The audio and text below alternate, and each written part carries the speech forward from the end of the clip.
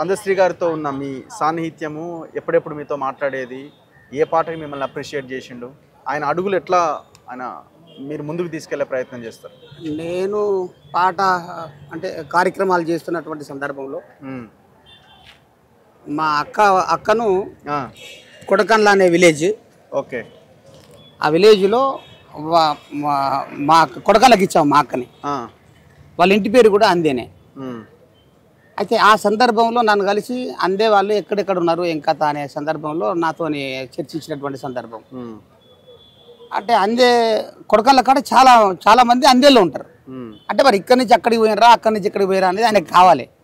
దాని గురించి సందర్భంగా మాట్లాడుతూ మా అక్కను అందేలోకి ఇచ్చినావు అని అంటే, నువ్వు నాకు బామారిది అవుతాయి అనే సందర్భంలో నేను బావ అని పిలిచేటువంటి వ్యక్తి ఆయన. చాలా గొప్ప మనిషి.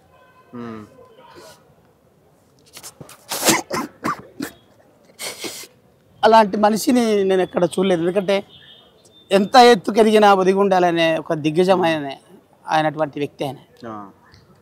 పాట రాసినప్పుడు కూడా ఈ చిన్న మన పెద్ద అనేది చూడకుండా ఈ పాట ఎట్లున్నది, ఈ పదం బాగున్నదా అని తను చెప్పేవాడు.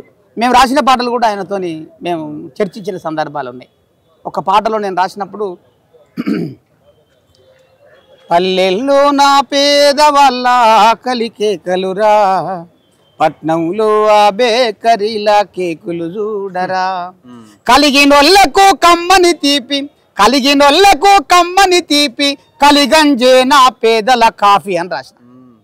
అంటే ఈ పదం నీకు ఎందుకు ఇంగ్లీష్లో పెట్టవలసి వచ్చింది అని అంటే, అవును, గంజిని కాఫీ లెక్క తాగుతున్నారు పేదోళ్ళు, ఉన్నోళ్ళు ఏమో చాయ్ కాఫీ లెక్క తాగుతున్నారు, పేదోళ్ళు గంజే కాఫీ అనుకొని తాగుతున్నారు కదా, అంటే తప్పేందని నేను అన్నా. వెరీ గుడ్, బాగా బాగా బాగా చేసినావు అన్నాడు.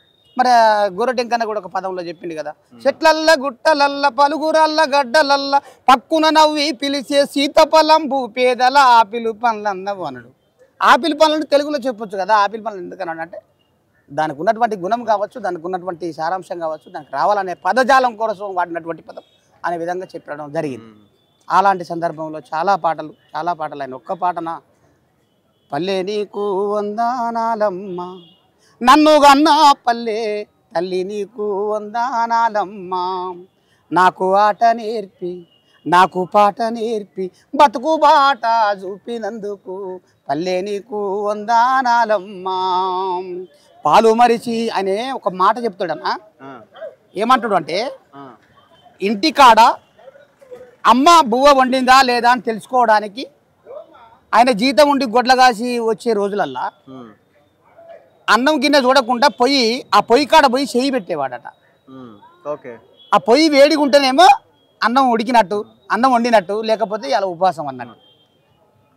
పాలు మరిసి జీతాముండి పసులగాసే రోజులల్లా కడుపులో నా ఆకలి మంట కూడు వండకపోదురు ఇంట, కడుపులో నా ఆకలి మంట కూడు వండకపోదురు ఇంట, ఇసుక దిబ్బల పానుపు పైన ఊరడించిన గురుతులు ఎన్నో పల్లె నీకు వందనాలమ్మ, ఇరికి పరికి ఈత పండ్లు వాటమైన తాటి పండ్లు, అమృతాన్ని మించినవమ్మ సక్కని సీతాపలుక పండ్లు, కడుపుకు ఎంపైన కాయలతో కడుపు నింపిన గురుతులు ఎన్నో పల్లె నీకు వందనాలమ్మ, నన్ను గన్నా పల్లె తల్లి నీకు వందనాలయ్యా, మా అందే శ్రీ అన్న నీకు వందనాలయ్యా. ఆయన రాసిన పాటలు మీకు బాగా ఇంప్రెస్ అయిన సాంగ్ ఏంటంటే, పదే పదే మీరు వినాలని పాడాలని? నేను ప్రతి ఒక్క స్టేజ్ మీద మన దండోర ఉద్యమం కావచ్చు, దళిత సంఘాల మీటింగ్ల వల్ల కావచ్చు, నేను పాడుకున్నటువంటి పాట ఆయన రాసినటువంటి పాట.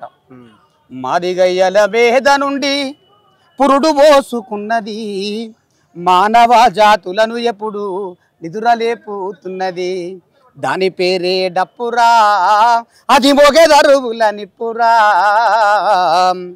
ఆదిమా కాలమునందు అడవులెన్నో తగలబడగా జంతువుల పచ్చి మాంసం కాల్చుకొని తిన్నవేళ, కెవుమని ఆ కొండగాలికి కొవ్వు పొరలు తాకినప్పుడు నాదమైనలు దిశల నవ్విన దాని పేరే డప్పురా అది మోగెదరువుల నిప్పురా, పండగలు పెళ్ళిళ్ళు వస్తే పరవశించి పోతది, అప్పగింతాలయ్యేదాకా తోడుగుంటానంటది. దింపుడు గల్లము కాడ సడి సప్పుడు జయ్యది, దింపుడు గల్లము కాడ సడి సప్పుడు జయ్యది, కంటి రెప్ప తోటి అది కాను కందుకుంటది, దాని పేరే డప్పురా అది మోగే దరువుల నిప్పురా. మహానుభావుడు ఎంత గొప్పగా రాజు. గొప్ప లైన్స్.